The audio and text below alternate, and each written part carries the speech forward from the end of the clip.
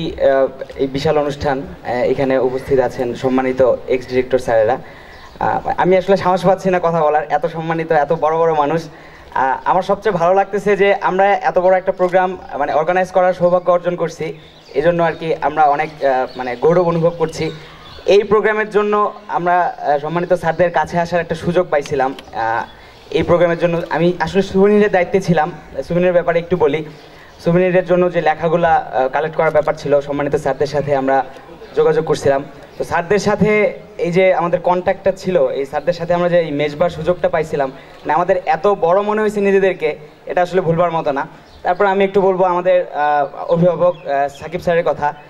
Sir আমাদের যে সাপোর্টটা দিয়েছেন, আসলে সেটা না দিলে আমরা মনে হয় এই এতগুলো কাজ করতে পারতাম না। সুভেনিরে অনেক কম সময় ছিল, ভাইয়াদের কাছ থেকে জুনিয়রদের কাছ থেকে আমাদের ব্যাচ থেকে লেখাগুলো কালেক্ট করা একটা বড় ব্যাপার ছিল।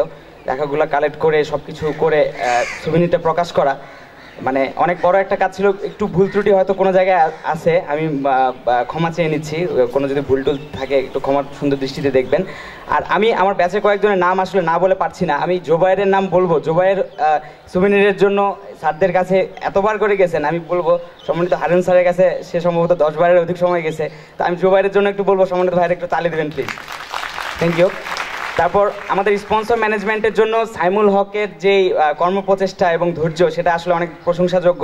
সে কতগুলো কোম্পানিতে গেছে আসলে সে নিজেও মনে হয় জানে না, এটা অনেক বড় ছিল। আর বিএসসিসি ফিফথ ব্যাচের পক্ষ থেকে যেহেতু আমাকে বলতে বলা হয়েছে, আমি নিজেও আসলে অনেক গর্ববোধ করি যে আমি বিএসসিসি ফিফথ ব্যাচের একজন। মানে ওরা এত বেশি হেল্প করছে, মানে আমি আর অনেক খুশি যে এই ব্যাচের আমি একজন আর এই প্রোগ্রামটা করতে পারতেছি। আমি সম্মানিত খালেদ স্যারের কথা বলবো। স্যার আমাদের কালকে কালচারাল প্রোগ্রাম আছে, সেটাতে স্যার আমাদের থেকে আমাদের যে প্র্যাকটিসগুলো দেখছেন। তারপর আমি একজন বড় ভাইয়ের নাম বলবো, উনি হচ্ছেন আশরাফুল আনাস ভাই। মানে ভাইয়ার জন্য আসলে একটা করতালি আশা করতেছি।